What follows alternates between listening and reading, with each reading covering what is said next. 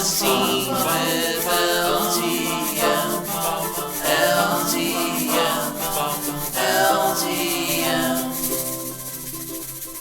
Hi there, I'm Tim Grant, and welcome to another episode of Behind the Scenes with LTM. Today we are going to talk some shop, rather about the shop, and what LTM shop and paint crew do to help realize the set design for a production.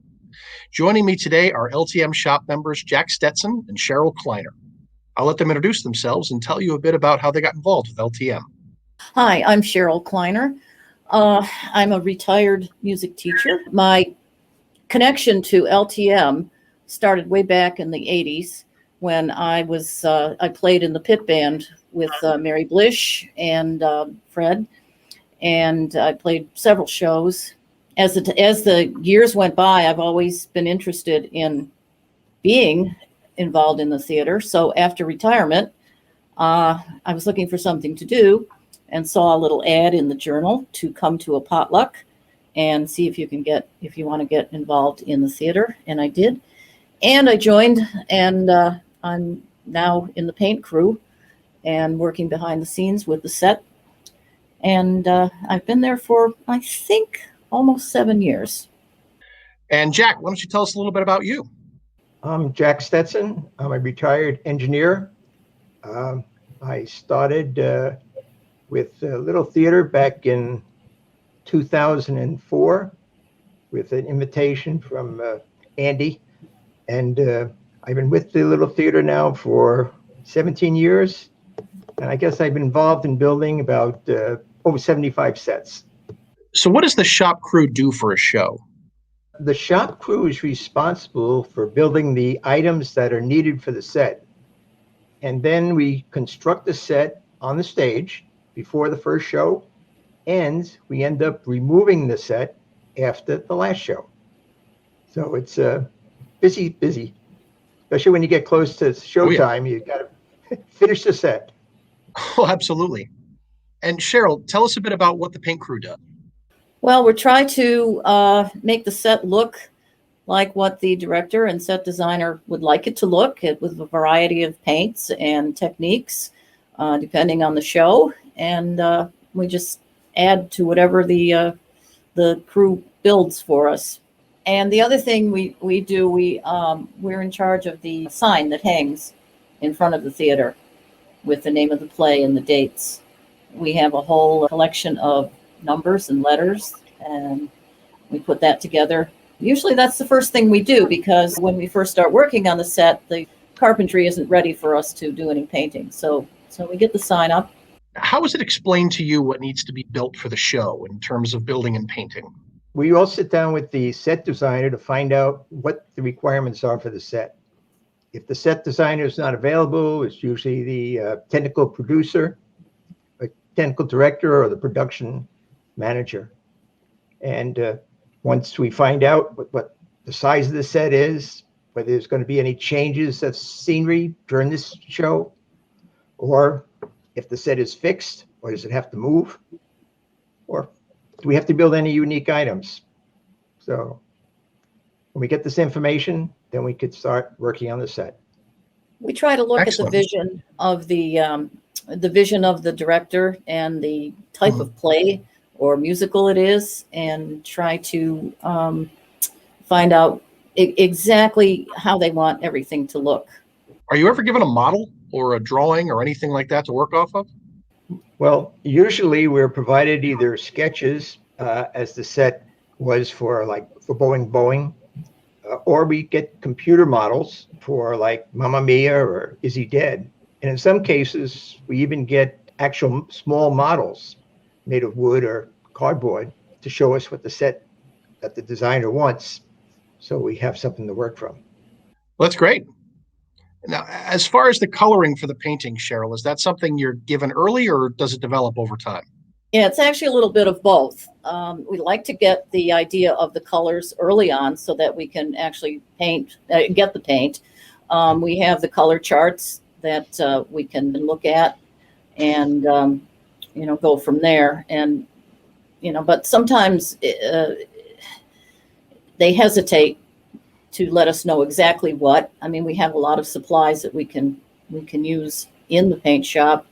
And, we try to work with the vision of the director and the set designer. Now, who determines how to actually build the set?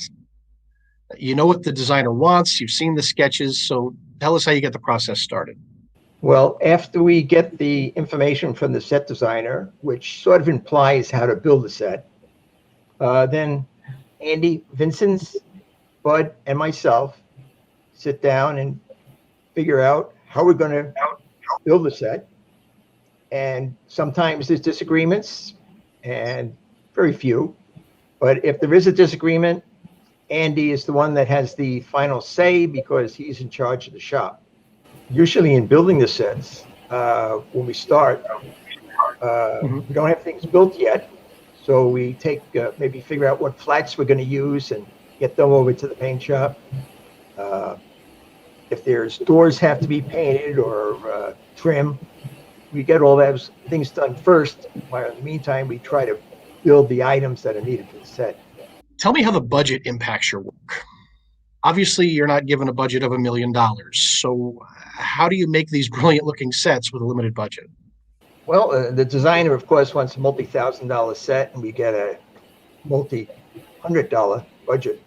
What we do basically is first see what we can use from previous shows, and then see maybe we can modify something that we had from a previous show. If the design calls for a certain size window and we have a different size window, we talk to the designer and see if we can use the window that we have. So we try to use as much stuff as we can. If we reach a point that we have to make something, we go ahead and make it and just buy whatever needed for us to make it. When it comes to the items you use, do you have a lot of those things in stock, or do you have to buy new product each time you build a set? We have a limited number of things in stock, basically because we have limited storage. First, we have a selection of flats that we have. All right, let me give you a follow-up, Jack. What's a flat? A flat is a wood frame that's covered with muslin, which is painted. The size of the flats are usually standard, but they've about 8, 10 feet high, 12 feet high, and they range in widths 1 foot, 2, 3, up to 5 feet. And what they do is the paint crew paints those sets, paints the flats, and then we screw them together on the set. So we can reuse them show after show. Terrific. So you were saying among our other stock items are flats. What else do we have? Okay, and then flats, we have a number of different size doors or types of doors. You may have a show that they want a flat door or a door with some design on it. So we have a selection that we can use. And of course, we can change them by having them painted different colors. We have a number of windows. We try to use the standard sizes, but if another size is required, we've actually built them and then installed them, put a piece of plexiglass in them. We have 2 sets of wainscoting, one that's stained or brown and the other is white. And we have some trim that we use for crown molding. And for stairs, we have a pre-made segments that can be used to build the stairs. And we also have a number of treads, and we have different type railings that we could use. There's some cabinets, bars that we modify as necessary. For instance, we may have a fireplace that we're going to use, but we can use the fireplace, but they may want it to look marble. Then we ship it over to the paint shop. That's their problem. And we have a lot of paint. Sometimes we mix our own just to get the right color. But we try to use what we have. And yes, I learned how to marble.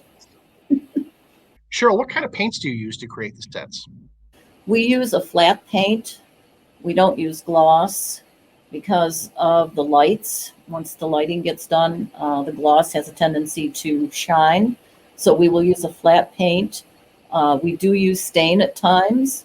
And I've been outside in the middle of winter spray painting certain things to go on the set. So it's not just all paint. There's a variety of finishes that we can use to, to make it look like what the director and set designer would like it to look like.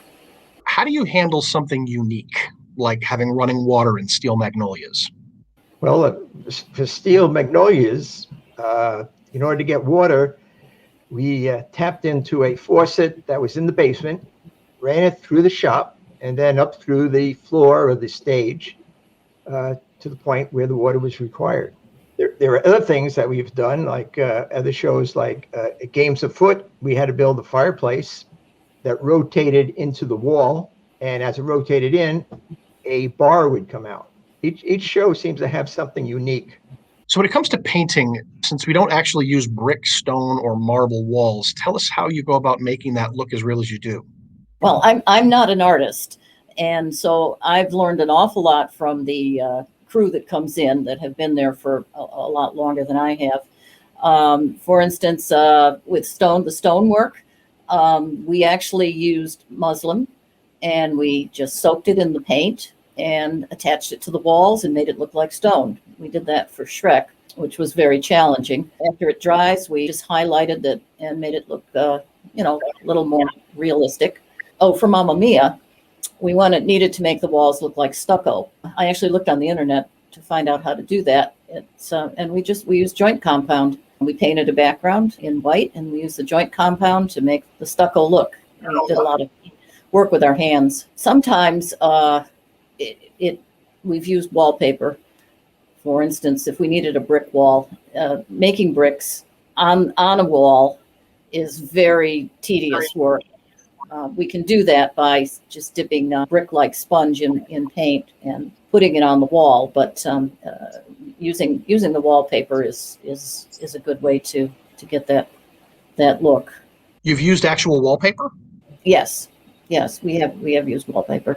In one show we did, we had a whole wall going right across the stage that had to be brick. And Kiss Me Kate. Was it Kiss Me Kate? Right. Yes. Oh, yeah. That's right. Yes. So we used the wallpaper for that. We also used the wallpaper in Murder on the Orient Express. We used wallpaper in the train car above the wainscoting that looked like the Victorian car that it was supposed to be. It looked amazing. It really did. I thought so. It always is. Now, I'm always astounded at the work you guys do. That's my humble opinion. Jack, let me ask you this. Construction shop is directly below the stage. There's a very narrow hallway that leads up to the stage itself. So how do you get those large set pieces from the shop up to the actual stage? There are a couple ways. One, sometimes we have to build things downstairs in sections, especially if the stage is being used for another show or in use, we can't get up there to build a set up top. When we do build stuff downstairs and we have to bring it up, we can actually open up the stage floor. There are some traps there that we remove, and we just pass the items up from the basement up onto the stage. The other route that we take is out and use an elevator, which is, unfortunately, it's a little small, or we have to go down and walk it around the building outside and then back in the front door. We have the parts up there. Do theaters borrow from each other? I believe we have borrowed some items. I know other shows have borrowed stuff from us. For the Addams Family, a show was going to be put on by another theater that we had just done it. We had built a chair for the Addams Family that 3 blades come up through the bottom of it when you pull a lever, and they borrowed that. I remember going to see that show at the other theater to whom we had lent that piece, not knowing it was ours. And I thought, that looks just like ours. They did a great job. Yeah, for one of our shows, we had borrowed a staircase from another theater that was brought in for the particular size and design that we needed for the set we did. I remember that. Yeah. Now, how do you handle when changes need to be made to the set? Well, if it's too far, you can't fix it. But usually, Sure. Usually we can. We had one show that there was a staircase I think it says August. There was a staircase from the stage up to the second floor. And we had it in, and it blocked the view of an area of the stage that the director wanted people to see.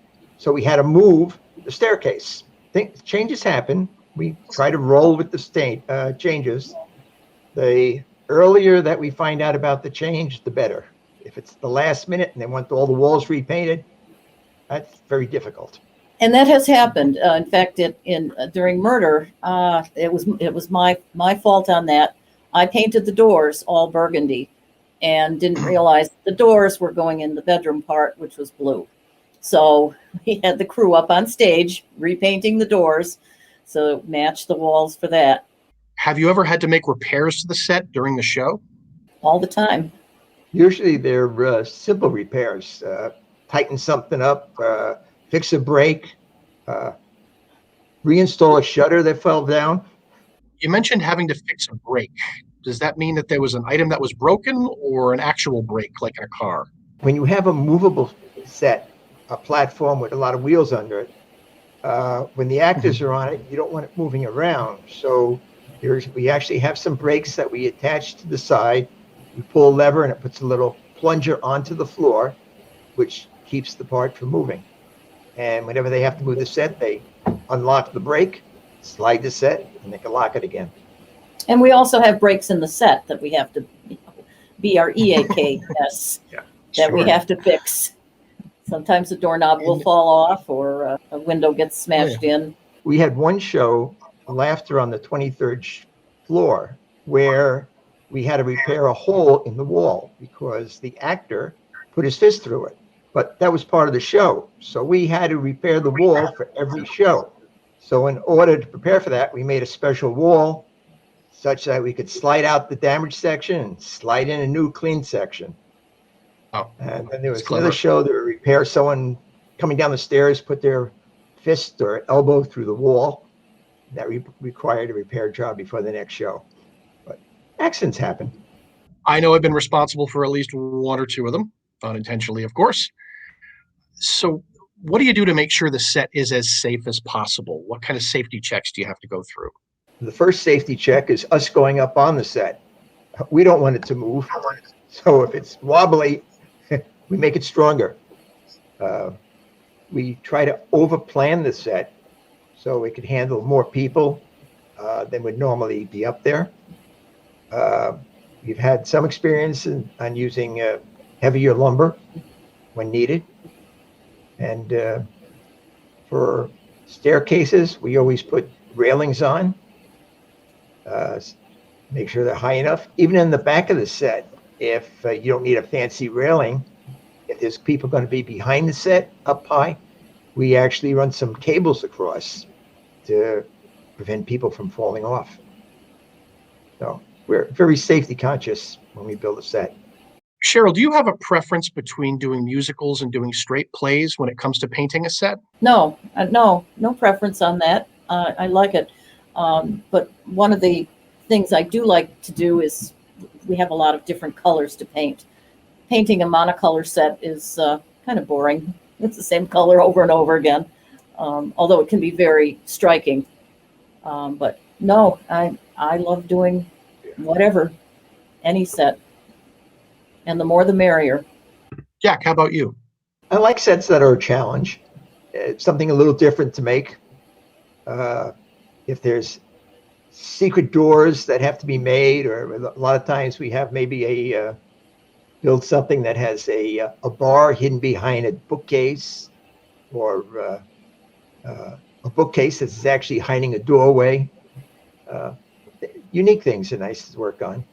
I still can't figure out how the set for Harvey folded in on itself. Oh, yes. And in the Harvey set that we built a wall that's 16 feet wide, 10 feet high.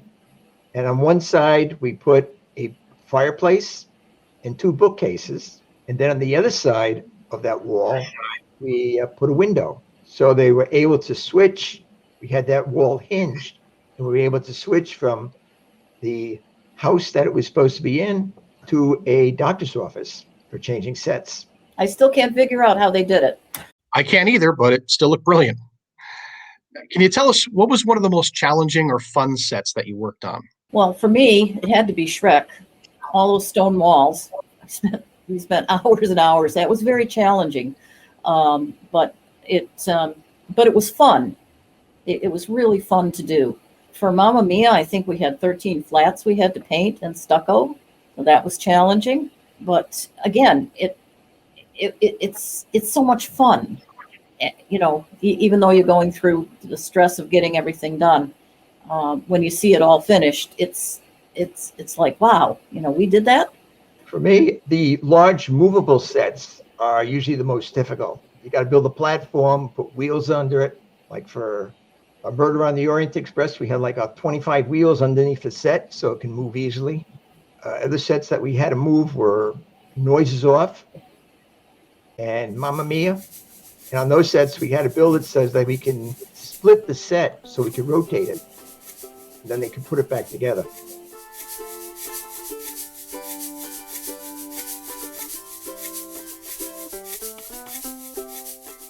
You talk about flats. We had one set a while back. You Can't Take It With You. We had 41 flats that we used, and they had to stain them like wallpaper. And we also had a staircase we had to build from the stage through the floor of the stage down to the basement. So little things like that. Every set has something unique. What kind of skill set do you need to have to work on sets or be part of the paint crew? So, like, does one need to be a carpenter or be a professional painter or have had been? Oh, no. Anyone can come in and help out. You don't need any kind of special skill. As I say, I'm not an artist, but I think I have got a good sense of color and matching and things like that. We have people on the paint crew who have done marbling, who have done can draw something on a flat and paint it and create something, or even sculpt it, or what different things like that. No, you don't need any special skill. Just you want to come in and help out and have a nice experience. Everyone is welcome. In the shop, our requirement is you have to be breathing. Yeah. And it would be nice if the person came in and was a professional carpenter or had worked on sets before, but it's not a requirement. You come in, if it's something that you have to learn how to do, we'll teach you how to do it. Yeah, I've even worked in the shop too. My favorite tool is the chop saw. They let us paint also. Sometimes. Sometimes. So if someone wanted to join the LTM set crew or paint team, how would they do that? Well, they would just get in touch with the little theater. Yeah. And let them know that what you want to do, and leave your name and number, and we'll get back to them. When we get back to normal schedule, we meet on Wednesday mornings and Saturday mornings from 9 to noon. We usually have a good time. We have a coffee break at 10:30, which we all gather together and share stories and share life experiences. It's a very cohesive group. Wonderful. Explains why you've all been together for as long as you have and have been so successful. Now, when we get to the end of a show, we have to do what's called a strike. Can you explain what a strike is? Well, when the last show is completed, the strike means not that you're putting up signs and marching around, but that you're actually taking the set down. Like in a circus, they strike the tents. So we have to take the whole set completely apart. We try to leave a clean stage, and it takes about 2 hours. And the set crew doesn't do it by itself. It's tradition where the actors and the stage crew also help. We all work together, and it gets done pretty quickly. That is all the questions that I have, gang. I want to thank you very much for all the hard work that you do, and thank you for being here with us. It is so interesting to find out how these sets that we've come to expect, because of the great work that you do and that we're so privileged to have, to find out a little bit more about how it happens. Well, thank you, Tim. Thank you. My pleasure. If you want to hear more about what goes on behind the scenes at LTM, you can find our new videos every few weeks on YouTube. If you have any questions about anything we've talked about in this video or topics you'd like to see discussed, you can email us at bts@cheneyhall.org. To find our new videos when they're posted, you can go to www.cheneyhall.org/YouTube or on Facebook at Little Theatre of Manchester. Links to these, as well as to other social media pages, can be found in the description box below.